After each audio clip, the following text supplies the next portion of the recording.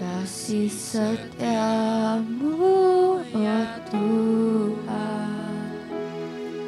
Setiap waktu dalam hidupku, tak pernah Kau tinggalkan. Meski langit tampak suram,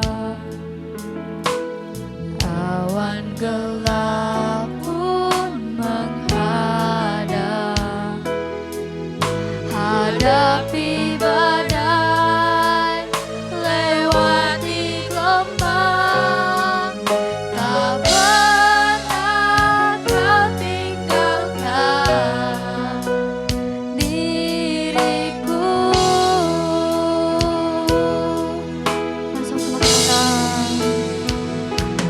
Walau seribu rebah di sisiku,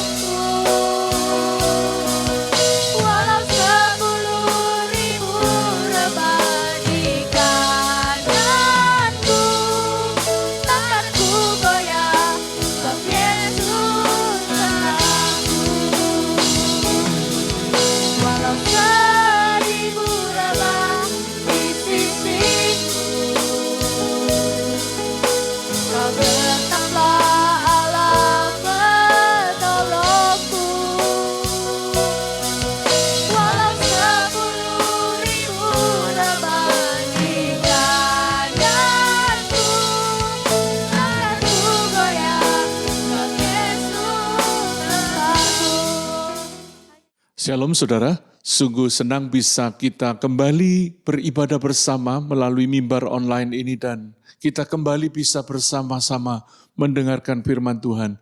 Saya percaya tadi saudara sudah ikut memuji Tuhan di awal pembukaan.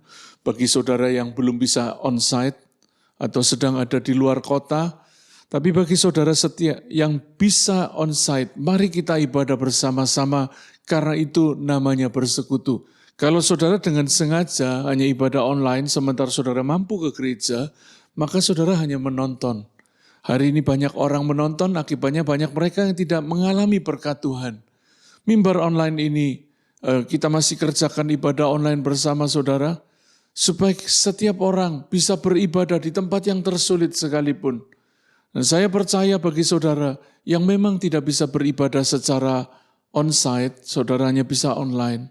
Hadirat Tuhan tetap ada bersama kita pagi ini. Bulan ini kita sedang membahas tentang misi dan pelayanan Yesus. Ini adalah tema GBI secara nasional. Dan saya merasa ini sebuah tuntunan bagi gereja Tuhan, khususnya gereja Arauna. Bagaimana kita menjalankan misi dan memiliki hati seperti hati Yesus. Mari kita membuka ayat tema kita saudara. Dikatakan di dalam Markus 10 ayat 45, karena anak manusia juga datang bukan untuk dilayani, melainkan untuk melayani.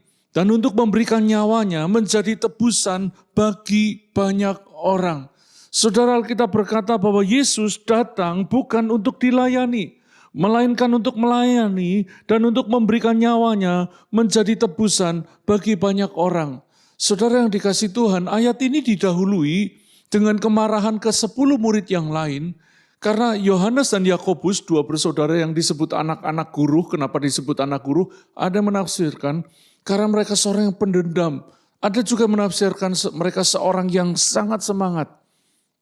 Salah satu kali ketika Yesus hendak memasuki kota Samaria dan orang-orang itu di kota itu menolak Yesus, dua bersaudara ini langsung berkata, "Guru, maukah kamu kalau kami mendatangkan api turun dari langit?" Wah saudara, karena mereka berpikir mereka dulu muridnya Yohanes Pembaptis yang adalah gambaran Elia yang akan datang.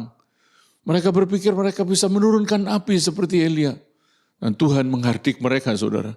Saudara, Tuhan bisa mendatangkan api ketika ada orang tidak menjalankan kekudusannya bisa. Tapi tidak setiap waktu itu terjadi. Sesekali terjadi untuk mengingatkan, menyadarkan kita bahwa kekudusan Allah itu nyata. Tapi bukan berarti setiap kali kita marah, kita terganggu hati kita mendatangkan api. Saudara. Enggak seperti itu ceritanya. Tadi dikatakan bahwa kedua bersaudara ini minta kepada Yesus supaya mereka diperkenankan duduk di sebelah kanan dan di sebelah kirinya kelak. Saudara. Itu permintaan yang luar biasa. Di kisah yang lain, di cerita yang sama, di bagian lain dikatakan bahwa ibunya juga ikut ngomong. Saudara. Guru perkenankan anakku duduk di sebelah kanan dan di sebelah kirimu kelak. Wow, saudara. Namun di balik permintaan ini, sesungguhnya bukan sekedar minta duduk di sebelah kanan dan di sebelah kirinya. Ternyata kedua orang ini pengen menjadi yang terbesar dan terkemuka sehingga mereka bisa memerintah. Yesus berkata begini, raja-raja dunia memerintah dengan tangan bersih. Namun tidaklah demikian. Jika di antara kamu yang ingin menjadi yang terbesar dan terkemuka, hendaklah ia menjadi hamba untuk semuanya. Yesus tidak memotong keinginan kedua orang ini, saudara. Tuhan menghargai keinginan kita.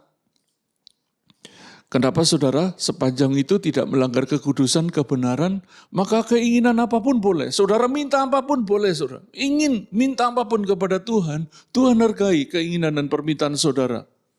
Namun Tuhan berkata begini, kalau ada di antara kita yang ingin menjadi terbesar, menjadi terkemuka, menjadi terkenal, ingin terkenal sebenarnya tidak dosa saudara, tapi kalau udah menjerat kita kepada dosa itu yang tidak boleh. Pengen terkemuka, pengen terkenal, hendaklah dia menjadi hamba, menjadi pelayan bagi semuanya. Makanya ada istilah servanthood leadership, kepemimpinan yang berhati hamba. Kepemimpinan yang bersifat kehambaan, itu kepemimpinan gaya Yesus, saudara.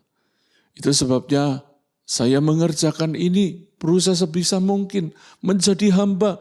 Kadang-kadang cuma jadi sopirnya anak-anak, jadi tukang sapu, tukang bersih di ruangan ibadah. Saya tidak malu, karena buat saya mau seperti Yesus. Nah, hari ini kita akan belajar bagaimana kita memiliki hati seperti Yesus, menjadi hamba dan menjadi alat keselamatan bagi jiwa yang terhilang, bagi banyak orang. Mari kita memiliki hati kepada jiwa-jiwa seperti Yesus, memberikan nyawa supaya orang diselamatkan. Dari sini kita akan belajar bagaimana kita berjiwa misi dan berhati hamba. Apakah misi itu, saudara? Ya, kita akan belajar apa misi dan pelayanan Yesus. Ya. Kita akan belajar, menurut kamus, misi adalah perutusan yang dikirimkan oleh suatu negara ke negara lain untuk melakukan tugas khusus dalam bidang diplomatik, politik, perdagangan, kesenian, dan sebagainya. Itu bicara tentang misi secara umum. Pengutusan untuk melakukan tugas khusus atau tugas yang dirasakan orang sebagai suatu kewajiban untuk melakukannya demi agama, ideologi, patriotisme, dan sebagainya. Jadi misi adalah tugas sebagai suatu kewajiban. Nah, secara khusus Kamus Bahasa Indonesia juga mencatat ini. Ternyata misi adalah istilah Kristen. Yaitu kegiatan menyebarkan Injil dan mendirikan jemaat setempat dilakukan atas dasar pengutusan sebagai kelanjutan misi Kristus. Kamus Besar Bahasa Indonesia menuliskan ini secara khusus, menghubungkannya dengan pemberitaan Injil. Saudara, kalau Kamus Besar Bahasa negara kita sedemikian menghargai arti kata misi, alangkah baiknya kita orang Kristen menaruh hati itu, hati misi di hati kita.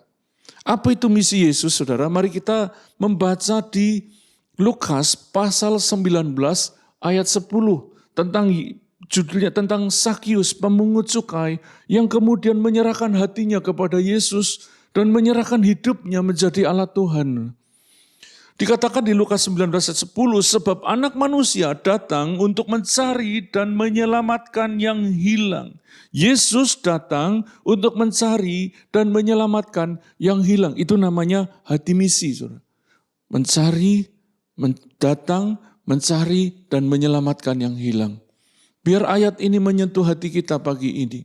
Supaya kita memiliki hati seperti hati Yesus. Siapa yang hilang di ayat ini, saudara? Di konteks Lukas 19:10 adalah pendosa pada umumnya. Karena Sakius adalah seorang pemungut cukai.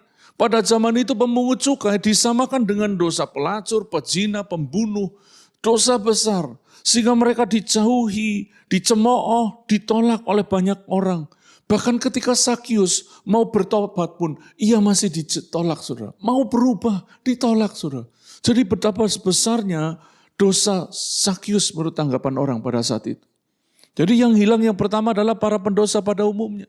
Kalau saudara ketemu orang pendosa, pelaku berdosa yang berat, besar, pembunuh, pezina, saudara. Harusnya saudara tidak menjadi hakimnya. Karena hati Yesus ada di sana, saudara. Yang kedua adalah jiwa yang belum lahir baru. Kalau saudara membaca kisah Nikodemus, seorang ahli Taurat, seorang Farisi, pemimpin agama Yahudi, salah satu seorang anggota Sanhedrin yang terhormat. Kalau sekarang udah levelnya pendeta, majelis, bahkan mungkin profesor teologi. Dan datang kepada Yesus, pergi ke gereja istilahnya kalau sekarang, jadi orang Kristen. Tapi Yesus berkata, aku berkata kepadamu, kalau kamu tidak dilahirkan kembali dari air dan roh, kamu tidak bisa masuk dalam kerajaan Allah.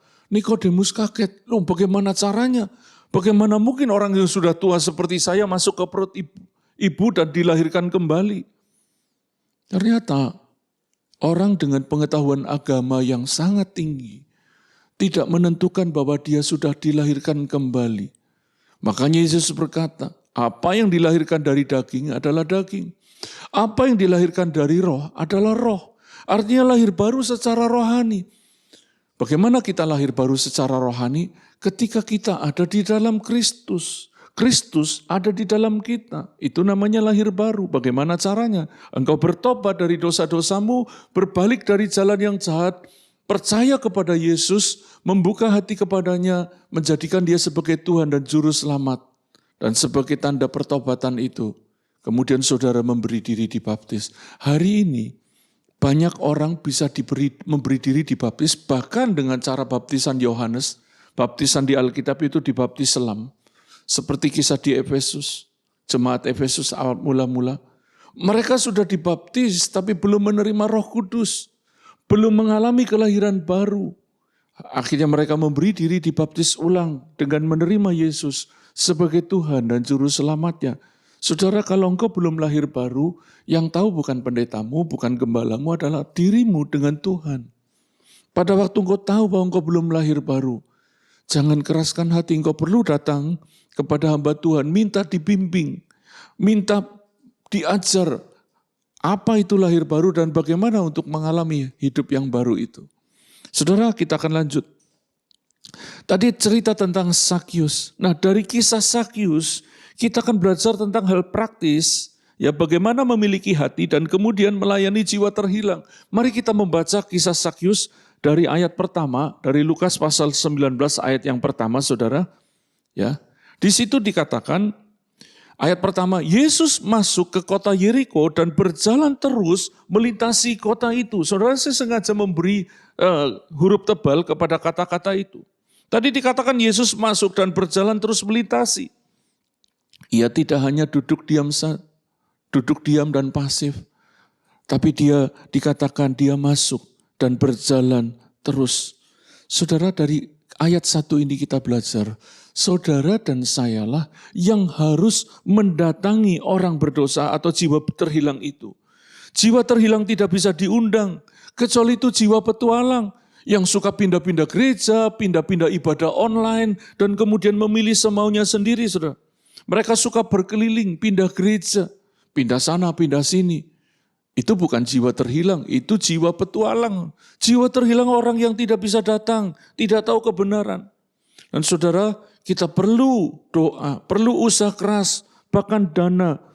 Surga saja menyelamatkan kita dengan membayarnya dengan harga yang sangat mahal. Artinya, kita pun perlu memiliki semangat seperti surga. Selamatkan jiwa, seberapapun harganya, saudara. Kita perlu membayar waktu dengan tenaga, bila perlu dengan dana, dengan segenap hati, mengerjakan keselamatan itu. Saudara, mencari jiwa, perhatikan ini. Mencari jiwa terhilang itu tidak mudah. Bahkan seringkali cenderung menyakitkan. Kita coba melayani, kita membesuki, mengasihi, tetap ditolak. Orang itu tetap tidak mau datang, tidak mau diajak datang kepada Tuhan. Memang sangat sulit. Mencari jiwa bahkan cenderung menyakitkan diri. Dan di ayat selanjutnya, maka kita akan tahu mengapa Yesus harus berjalan terus dan melintasi. Tadi Yesus berjalan terus dan melintasi kota Yeriko. Dia masuk. Apakah saudara masuk dalam kehidupan seseorang yang menjadi target orang itu untuk diselamatkan, untuk dibawa kepada Tuhan? Kalau saudara tidak pernah masuk, saudara tidak pernah berjalan terus, melintasi, menghadapi semua tantangan tekanan, saudara akan sulit menyelamatkan jiwa terhilang. Di ayat 2 dikatakan, di situ ada seorang bernama Sakyus, kepala pemungut cukai, dan dia seorang yang kaya. Saudara, kenapa Yesus harus berjalan terus setelah masuk kota itu, berjalan terus melintasi kota itu? Ternyata di situ ada target jiwa, ada jiwa yang ada di hatinya. Saudara, kalau engkau punya jiwa di hatimu, engkau akan masuk, engkau akan berjalan terus sampai menemukannya. Saudara, setelah kita masuk dan berjalan terus melintasi, kita baru bisa menemukan adanya jiwa terhilang. Kalau saudara tidak pernah punya hati kepada jiwa terhilang, lalu saudara tidak pernah masuk, berjalan terus, melintasi sampai menemukannya, maka saudara tidak akan pernah ketemu dengan jiwa. Kenapa saudara dan saya tidak pernah menemukan jiwa terhilang? Bahkan mungkin ada tetangga kita yang terhilang. Saudara tidak menemukan karena saudara dan saya pasif, hanya duduk diam. Engkau tidak peduli di sekitarmu hilang, saudara, ya sudah, memang dia bukan pilihan Tuhan.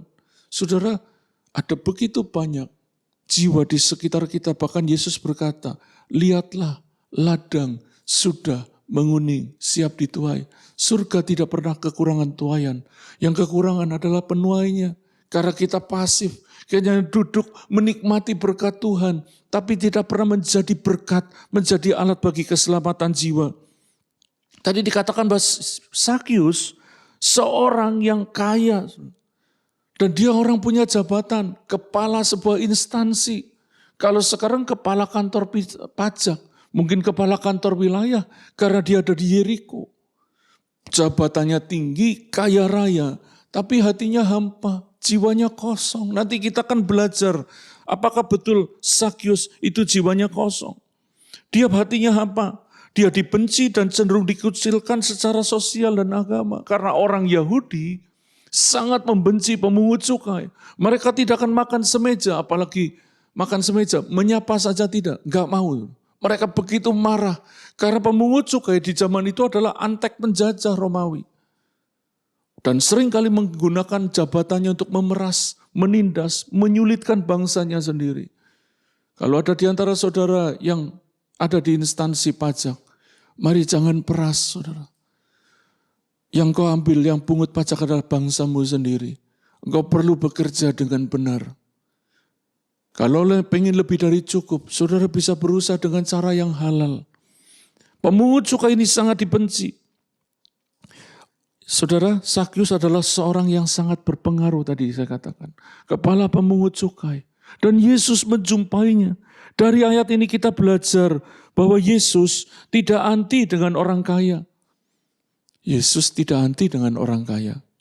Bahkan kalau saudara membaca, ia disupport dana yang luar biasa oleh sekelompok sosialita yang pernah ditolongnya. Ada Maria Magdalena, ada Maria yang lain. Mereka mendampingi Yesus dari Galilea sampai ke Yerusalem. Bahkan mereka jadi saksi penyaliban Yesus. Bahkan jadi saksi kebangkitan Yesus. Maria Magdalena itu orang kaya. Ada Susana, bendahara istana Herodes. Istri bendahara istana Herodes. Orang kaya. Orang kaya juga butuh Yesus. Bahkan kalau saat ini saudara seperti Sakyus, engkau berkata, aku banyak harta tapi hatiku hampa. Ada kabar baik, Yesus mengasihi saudara. Mari kita lihat ayat yang ketiga, dikatakan. Dan ayat yang keempat, ia berusaha untuk melihat orang apakah Yesus itu. Tetapi dia tidak berhasil karena orang banyak, sebab badannya pendek. Maka berlarilah ia mendahului orang banyak, lalu memanjat pohon ara untuk melihat Yesus yang akan lewat di situ. Saudara, kita akan belajar dari ayat 3 dan 4. Orang berdosa ini berusaha untuk melihat Yesus, tapi dia tidak berhasil karena keterbatasan dirinya. Sakyus secara fisik badannya pendek. Dia enggak mampu lihat Yesus. Saudara, orang pendosa enggak mampu lihat Tuhan. Engkaulah yang harus menunjukkannya lewat perilaku hidupmu. Bahwa Tuhan itu ada. Sungguh menyedihkan. Mulut saudara dan saya berkata Tuhan itu ada. Tapi perilaku kita menyangkali sepenuhnya keberadaan Tuhan.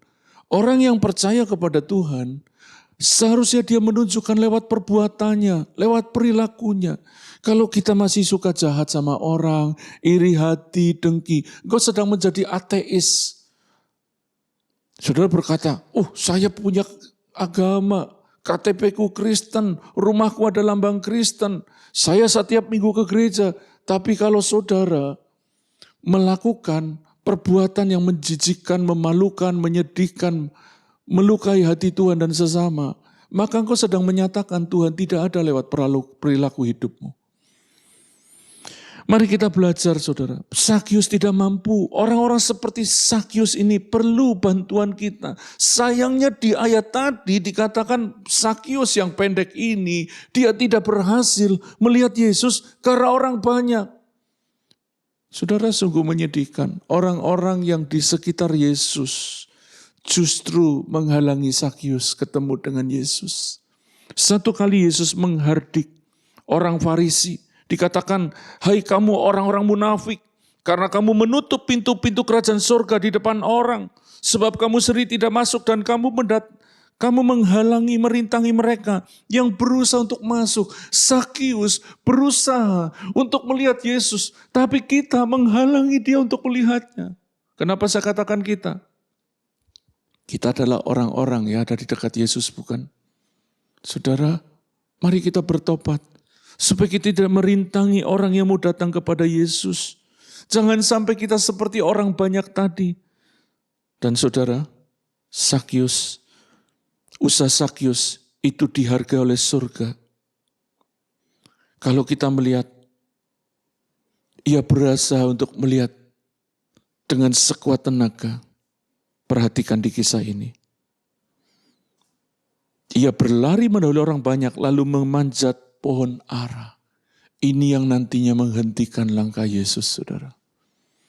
Kita perlu bersungguh-sungguh berusaha mendapatkan Yesus sedemikian rupa sampai kita dapat mengalami perjumpaan ilahi dengannya. Mari kita belajar dari Sakyus yang kita hakimi sebagai pendosa. Tapi semangatnya untuk mencari Tuhan, menghentikan langkah Tuhan. Yesus berhenti di tempat di mana Sakyus memanjat pohon ara tadi, saudara. Mari kita lihat di ayat yang kelima dari Lukas pasal 19. Ketika Yesus sampai ke tempat itu, ia melihat ke atas dan berkata, Sakyus, segeralah turun, sebab hari ini aku harus menumpang di rumahmu. Saudara, semangat Sakyus mencari Tuhan, menghentikan Yesus hari itu, di tempat itu. Apakah semangat saudara beribadah pagi ini membuat Yesus terhenti di rumahmu, di hatimu, di hidupmu, dan mengintervensi hidupmu sepenuhnya? Saudara yang dikasihi Tuhan, ketika kita masuk dan terus berjalan tadi, melintasi, maka kita akan sampai dan menemukan di mana jiwa terhilang itu. Tadi Yesus sampai ia melihat ke atas dan berkata, Sakyus turun. Saudara, apakah usahamu mencari jiwa sedemikian kuat? Atau usaha saudara mencari Yesus sampai menghentikan, membuat Yesus melihat ke atas? Saudara, Yesus melihat jiwa terhilang di tengah semua kerumunan yang begitu banyak. Dia tertarik kepada satu orang ini. Apakah saudara memiliki hati seperti Yesus? Memiliki mata seperti mata Yesus, sehingga engkau bisa melihat jiwa yang terhilang. Pertanyaan saya, saudara, relakah kita terhenti sesaat demi satu jiwa diselamatkan? Atau engkau terlalu sibuk dengan bisnismu, dengan keluargamu, dengan kebutuhanmu, sehingga engkau tidak pernah terhenti sesaat seperti Yesus melihat jiwa yang terhilang. Mari kita terhenti sesaat untuk melihat jiwa. Dan selanjutnya ada pertanyaan begini. Adakah perjumpaan jiwa-jiwa dengan saudara dan saya itu menjadi sebuah saat perjumpaan ilahi baginya? Orang itu mengalami divine appointment. Hatinya tersentuh dengan hadirat Tuhan. Dia tahu bahwa Tuhan itu ada. Dia tahu bahwa Tuhan itu mengasihi dia karena saudara ketemu. Satu kali saya menemani istri saya kaget di sebuah toko, dia berhenti lama. Pas hujan jadi saya tidak bisa ikut turun. Saya dari mobil dari jauh lihat kok istri saya panjang ngobrol. Begitu kembali ke mobil, istri saya cerita, orang yang tidak dikenal, tidak kenal sama sekali. Orang itu keluar air mata karena tiba-tiba istri saya berkata kepada yang punya toko, kamu lagi mau mengambil keputusan untuk tinggalkan rumahmu ya pagi ini. Dia nangis. Paginya dia berkata, Tuhan, kalau engkau benar-benar ada, tunjukkan. Aku udah gak tahan dengan persoalan ini, aku mau pergi dari rumahku. Dan hari itu orang yang tidak dikenal datangi.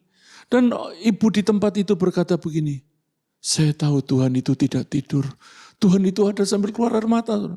Saudara, saya waktu mendengar cerita ini, saya ada cemburu rohani Tuhan. Kapan saya dipakai seperti itu? Saya kepengen Tuhan, pakai diriku jadi alatmu. Sudah cukup lama saya tidak ketemu. Saya punya cerita seru. Hampir 16 tahun lalu. Pada waktu itu ada satu ibu tanya kepada saya lagi di Jawa enggak? Oh enggak, tante saya lagi di Makassar. Ya, loh kenapa tante? Ada sepupuku. Kenapa? Dia lagi tertekan hatinya. Saya nggak tahu tertekan seperti apa. Saya bilang, oke tante minggu depan saya ke sana. Saya berpikir karena saya mau kondangan, dapat undangan. Saya beli tiket, sekalian mampir.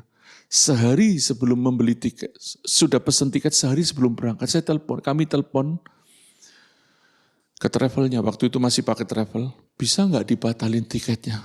Keluar jutaan begitu banyak, sementara waktu itu hari itu kami lagi nggak ada pemasukan, betul-betul. Belum merintis pelayanan dan tidak ada pemasukan, tidak ada undangan, tidak ada pemasukan. Kondisi keuangan lagi menipis, cadangan di tabungan menipis, kok keluarin duit jutaan untuk pergi? Saudara, tapi nggak bisa dibatalin. Jadi kami pergi, ya udahlah daripada, udah nggak usah pikirkan, udah bisa dibatalkan, kita nyesel juga. Kami pergi. Waktu kami pergi di tempat itu, saya cuma membagikan ayat firman Tuhan. Tiba-tiba Bapak ini udah 6 bulan terbaring di tempat tidur, berkata, Pak, yang Bapak bilang itu saya, Pak. Saya orang berdosa. Saya bilang, Om, saya kaget. Tiba-tiba hadirat Tuhan hadir di ruangan itu. Dan saya berkata, Om mau terima Yesus. Saya kami ajak dia terima Yesus. Dia sudah ke gereja tapi belum terima Yesus di hati. Kami bimbing terima Yesus. Malam itu dia ngomong kepada istrinya, saya paling berdosa kepada istriku. 6 bulan dalam kondisi depresi terbaring di tempat tidur karena kejepit sarafnya. Kami pulang dari tempat itu, saya di tempat itu saya langsung, Tuhan ampuni aku Tuhan. Aku hitung-hitungan duit.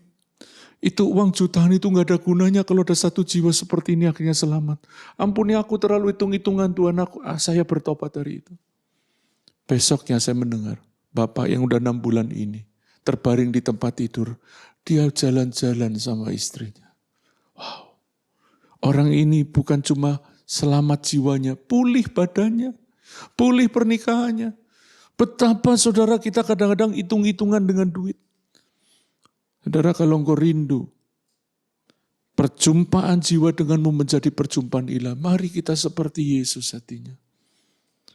Itu cerita sedikit tentang kami. Saya percaya saudara nanti satu kali punya cerita ini. Amin saudara. Perjumpaan orang-orang dengan saudara menjadi saat perjumpaan ilahi. Kita lanjut. Di ayat 6 dikatakan lalu Sakyus segera turun dan menerima Yesus dengan sukacita. Wow, saudara, Sakyus menerima Yesus.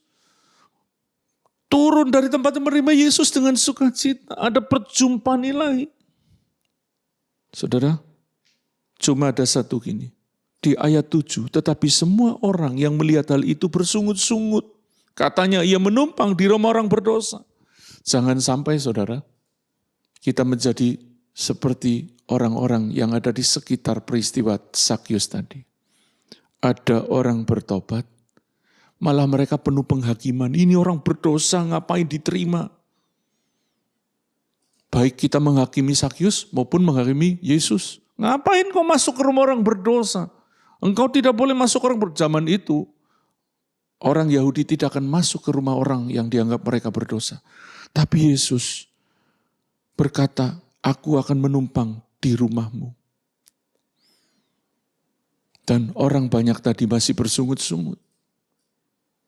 Ada satu cerita di ayat 8-nya.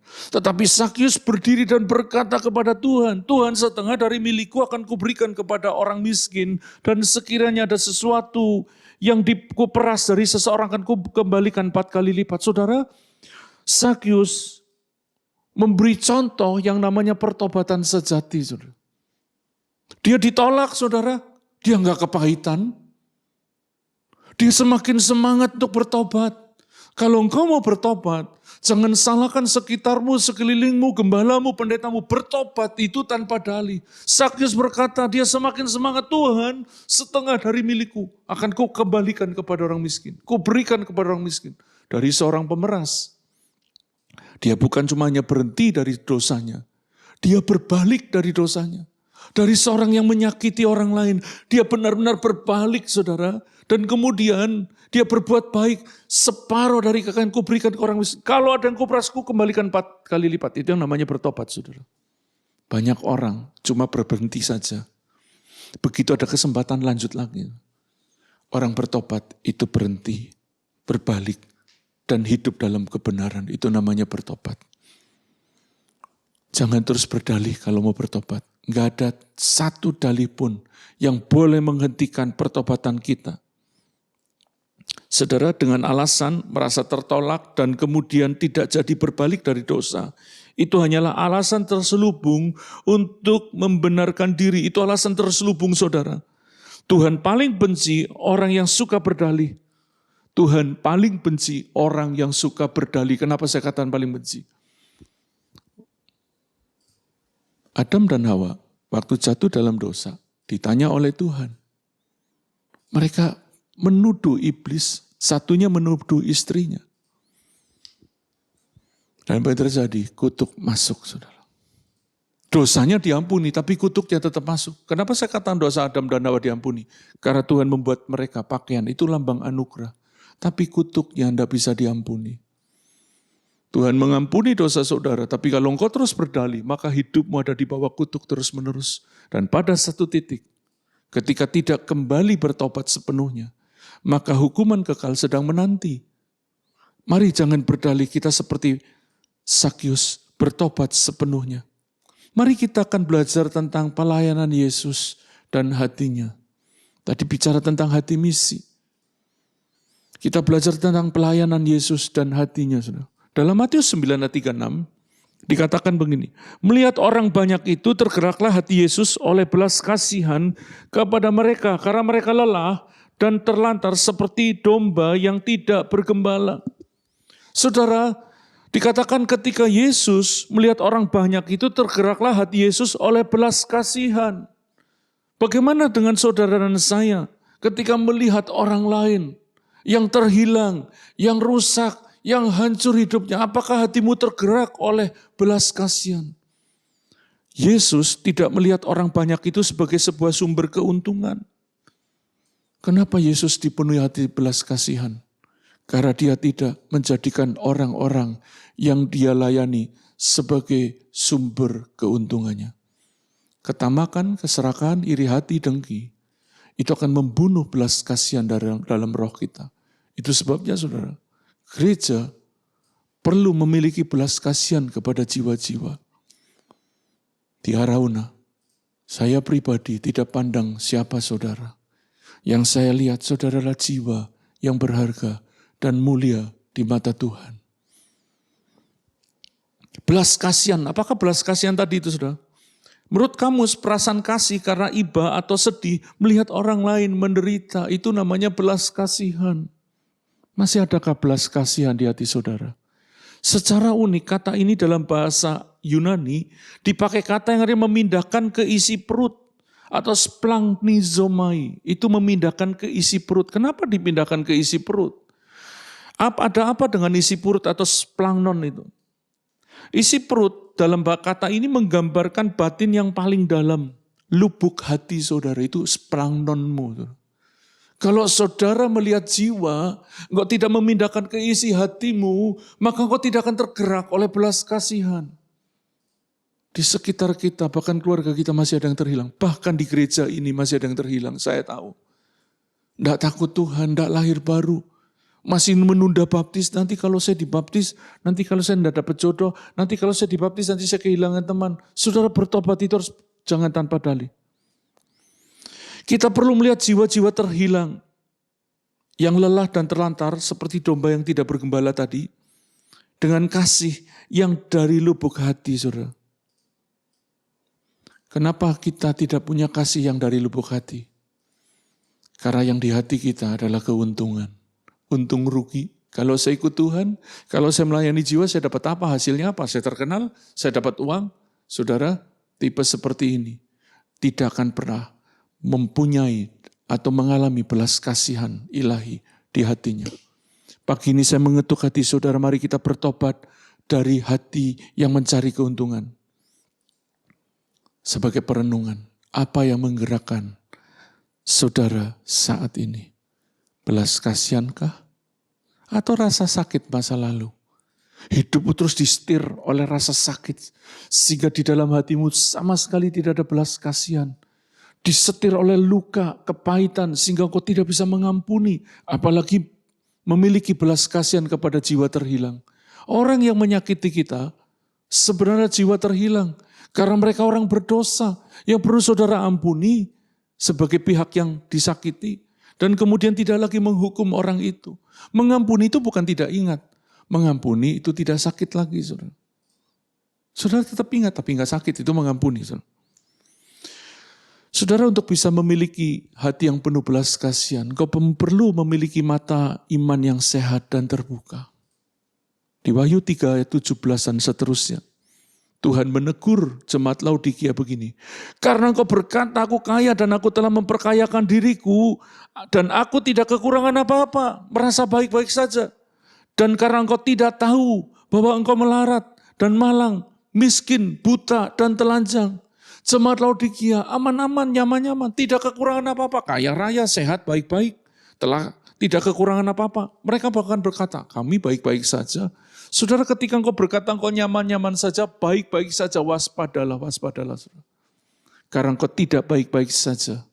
Alkitab berkata, orang yang seperti ini, yang terus merasa diri baik-baik saja, mereka sedang melarat dan malang, miskin, buta, dan telanjang.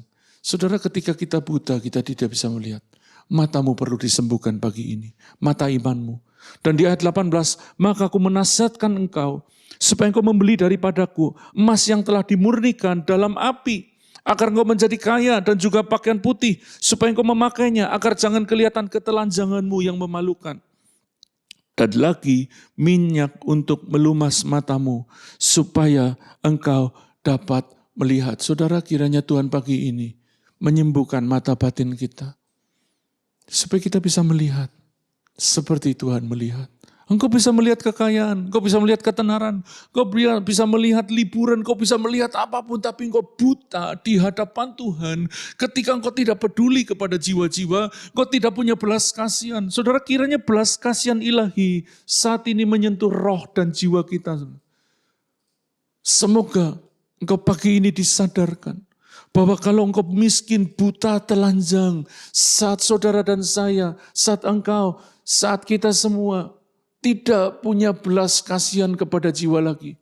Jangan sampai kesibukan pelayananmu memadamkan belas kasihan jiwa-jiwa.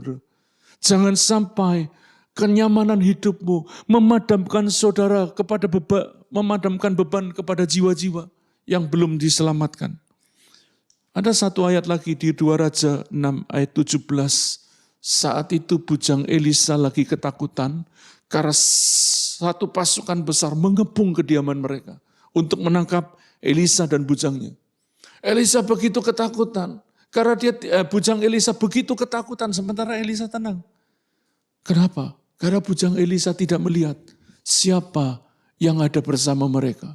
Lalu berdoalah Elisa, dikatakan, ya Tuhan, bukalah kiranya matanya supaya ia melihat. Maka Tuhan membuka mata bujang itu sehingga ia melihat. Tampaklah gunung itu penuh dengan kuda dan kereta berapi di sekeliling Elisa. Saudara, seringkali karena kita tidak melihat dan kita tidak membeli obatnya tadi, maka kita butuh anugerah. Biar kiranya Tuhan pagi ini membuka mata kita seperti Dia membuka mata bujang Elisa, sehingga dia bisa melihat dengan jelas. Kalau pagi ini saudara tidak bisa melihat dengan jelas, kiranya Roh Kudus membuka mata hati kita pagi ini. Itu harapan saya, itu doa saya. Saya tutup dengan satu kalimat ini. Dan mari sesudah ini kita akan berdoa. Mari kita bertobat dari kejahatan dan keegoisan diri. Dan meminta Tuhan membuka mata kita. Untuk memberi kita kasih dan kuasa yang lebih besar lagi. Untuk mencari dan menyelamatkan yang terhilang. Amin. Tuhan memberkati. Firman Tuhan selesai disampaikan. Kiranya Roh Kudus menyentuh hati saudara dengan hati yang penuh belas kasihan kepada jiwa-jiwa yang terhilang. Baik yang ada di keluargamu, saudaramu, tetanggamu, kotamu, dan bangsamu. Mari kita berdoa. Kita akan mengakhiri dan menutup ibadah singkat pagi ini. Namun tanamkan, mari kita memiliki hati seperti hati Yesus. Mata seperti mata Yesus. Tuhan, pagi ini Kami datang kepadamu. Kami mau bertobat, memohon ampun. Kalau selama ini sebenarnya kami sedang kehilangan hati-Mu. Kami sedang buta secara rohani. Karena ketika kami melihat jiwa yang belum diselamatkan, kami justru penuh dengan penghakiman. Kami justru menolak. Bahkan seringkali kami tidak yakin bahwa orang itu bisa bertobat dan mau bertobat. Kami masih terus menghakimi. Kami tidak memberi ruang untuk orang itu sadar, orang itu datang kembali kepada Tuhan. Pagi ini kami minta ampun. Sembuhkan mata kami, buka mata kami, mata jemaat-Mu yang sedang beribadah saat ini. Tuhan buka, supaya kami bisa melihat seperti Tuhan melihat. Beri kami hati seperti hati-Mu. Beri kami tangan dan kaki seperti tangan dan kaki-Mu. Yang rela direntangkan, dipaku, disakiti demi keselamatan orang-orang. Tolong kami Tuhan, tolong kami Roh Kudus. Pagi ini kalau ada yang sedang ragu dengan keselamatan, mari Tuhan temui, jumpai. Kalau ada yang sedang kepahitan, sakit hati, marah, sehingga mereka menunda pertobatannya, biar Roh Kudus menyentuh kami pagi ini. Meteraikan firman-Mu Tuhan, dan sesaat kami akan menyelesaikan ibadah kami. Terima kasih karena kami boleh mendengar dan mengerti kebenaran firman-Mu. Biar itu kiranya menjadi pelita bagi hidup kami. Di akhir ibadah ini kami berdoa buat kota dan bangsa kami, baik secara sosial, ekonomi maupun iklim. Begitu banyak kesulitan, kekeringan di mana-mana, sehingga air listrik terganggu. Kami bersyafaat ya Tuhan, tolonglah kami, bantulah kami, biar ada hujan yang baik, iklim yang baik, sehingga air bisa teralir dengan sempurna ke sawah, ke rumah, bahkan menyuburkan tanah di kota kami. Lindungi dari bencana alam, biar hujan itu tidak disertai badai, tidak disertai erosi, tapi hujan itu turun ke dalam tanah dengan baik. Kami juga beruntuk politik di bangsa kami. Ampuni dosa bangsa kami Tuhan.